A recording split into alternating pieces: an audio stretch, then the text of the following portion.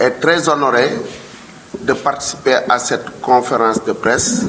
pour officialiser mon appartenance au parti Rewmi.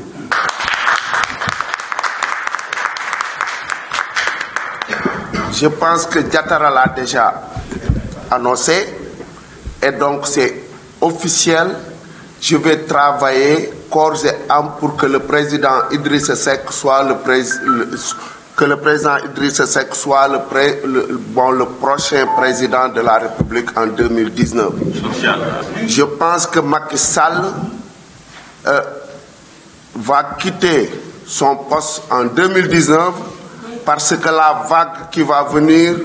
ne va pas lui laisser le temps de voir ce qui va arriver. Tout le monde, quand vous participez par exemple dans les réseaux Facebook, dans les réseaux Instagram, dans les tweets et partout, les gens sont conscients aujourd'hui que Idrissa Seck est la solution du Sénégal.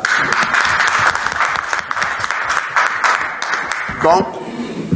je lance un appel à tous les intellectuels, je lance un appel à tous les citoyens du Sénégal pour l'installer en 2019. Je pense que nous allons le réussir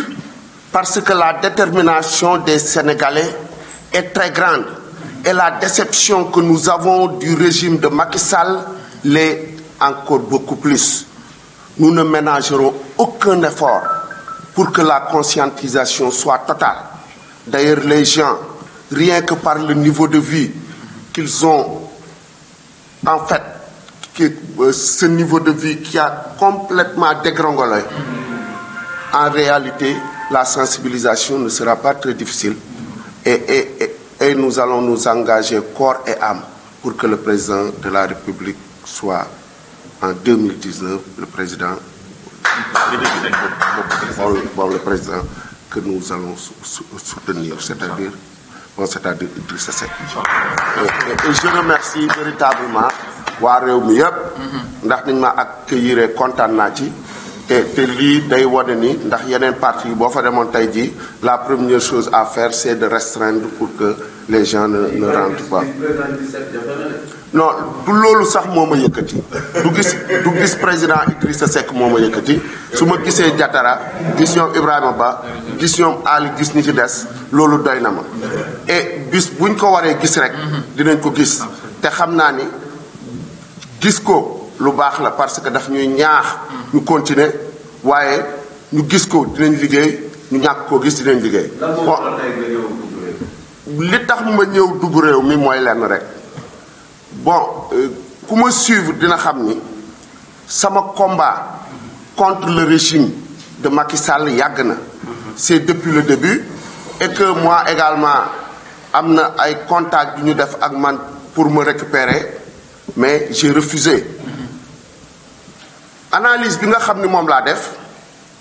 mooy que ni yàgg naa suivre le parti Rewmi yàgg naa suivre également le leader et j'ai vu que sur le plan de l'éthique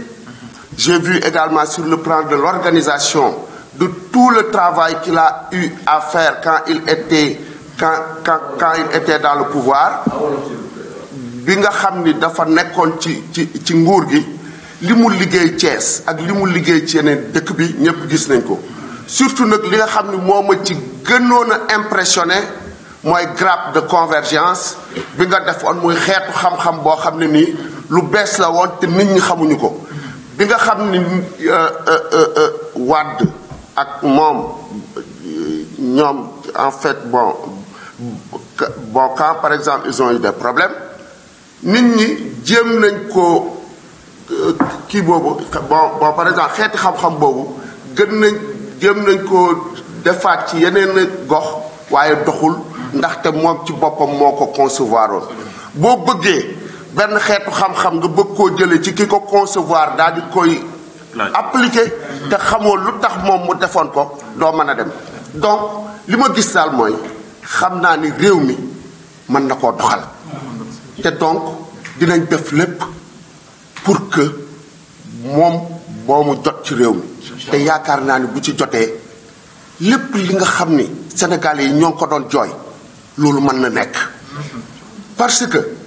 ku gëm yàlla la te man loolu c'est extrêmement important pour la gouvernance ku gëmul yàlla mënuloo yërëm nit ñi te li ma gis ni mooy ñii fi nekk lu bari dafa des ci ñoom ci xeet boobu donc véritablement loolu lépp moo tax ma daal dina donc tey damay ñëw jàppale Idrissa Seck pour qu'il soit le prochain président de la République. Je ne pense pas que juum naa parce que d'abord quand je l'ai annoncé les gens étaient très heureux de m'accueillir loolu d'abord c'est un premier élément mënoon naa ko annoncé les gens daal di réticents mais les gens sont véritablement très accueillants et je pense que loolu benn élément la boo xam ne nii dina mën a tax man li nga xam ne foofu laa ko fas yéene jàppale comme un militant discipliné c'est quoi mooy d'abord nga respecter li nga xam ni moom la parti bi décidé ba pare décision yi ak tâches yi ñu la jox nga daal di koy doxal te également parti lan moo ci am solo mooy nga wut ay militants dinaa fexe pour suba dès aujourd'hui que ku ma gis jéem la indi réew mi je suis persuadé que buñ ci jàppee ñun ñëpp loolu dinañ ko mën a réussir et buñ ko réussir nag en 2019 le président Idrissa Seck sera installé.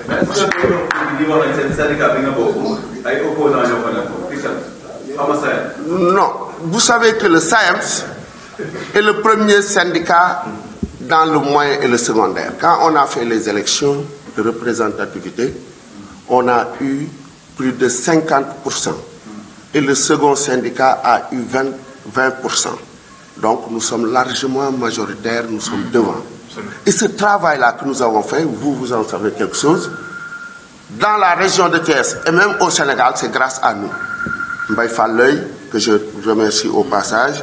le camarade Sourou Sène, Mamadou Lamine Diante et autres, on a eu à travailler et à installer le syndicat le plus fort du Sénégal. Comme je l'ai fait avec le SAEMS, nous allons le faire avec eux.